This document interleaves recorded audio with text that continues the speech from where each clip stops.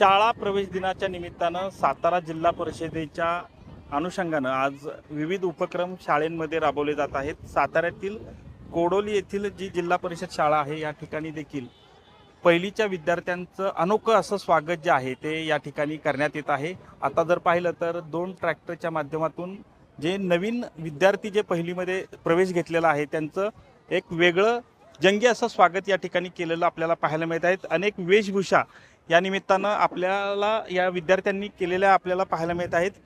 नेमकं काय ही संकल्पना आहे याविषयी बोलण्यासाठी या शाळेचे मुख्याध्यापक आपल्यासोबत आहेत। सर, दरवेळी आपल्याला सांगितलं जातं की जिल्हा परिषदेची पटसंख्या कमी होते, मात्र हा एक वेगळा उपक्रम या शाळेच्या निमित्तानं पाहायला मिळतोय, काय सांगाल? निश्चितच पट जरी तुम्हाला काही काळामध्ये आमच्या प्राथमिक शाळांचे पट कमी झाले, परंतु या उपक्रमामुळं आमचा निश्चितच प्राथमिक शाळांचे पट दिवसेंदिवस वाढत आहेत। आमच्या शाळेचं उदाहरण घ्यायचं म्हटलं तर गतवर्षी 1033 पट होता, तो आता 1250 आज मितीला झालेला आहे।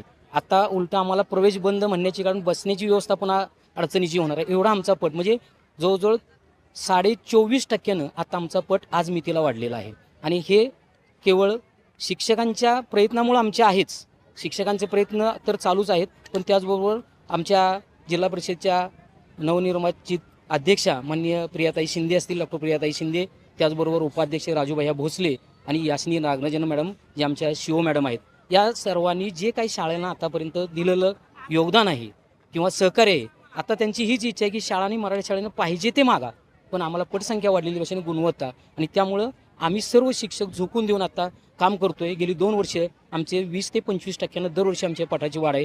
कदाचित पुढच्या वर्षी 1500 आमचा पट ओलांडलेला दिसेल तुम्हाला, अगदी हे ठामपणे मी सांगू इच्छितो। आणि यामध्ये आमच्या शाळेचा जर विचार केला तर आता 9:30 वाजताच आमचे तास जादा तास चालू असतात।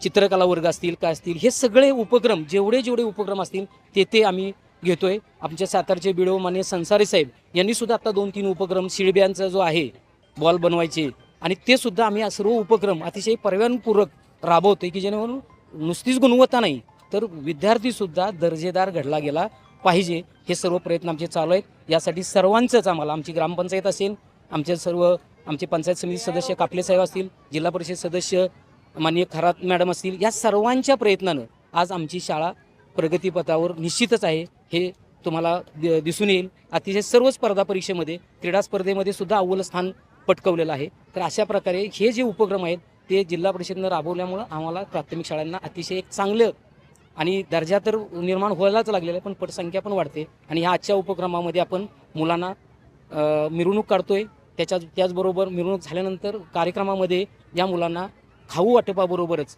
मोफत पाठ्यपुस्तकं आहेत, गणवेश आहेत, आणि त्याचबरोबर सॉक्स बूट पण देतोय आणि खेळणी देऊन या मुलांचा स्वागत करतोय। थोड्या वेळात तो कार्यक्रम पण आमचा सुरू होणार आहे। नक्कीच खरं तर पटवाढीच्या संख्येच्या अनुषंगानं जर एक वेगळं पाऊल जे आहे ते जिल्हा परिषदेच्या या शाळांचं पाहायला मिळत आहे, आणि जेणेकरून यावर्षी जवळपास 20 ते 25% मुलं देखील वाढली असल्याची माहिती जी आहे ती या ठिकाणी मुख्याध्यापकांनी दिलेली पाहायला मिळते। कॅमेरामन आमिर शेखसह संतोष नलावडे, TV9 मराठी, सातारा।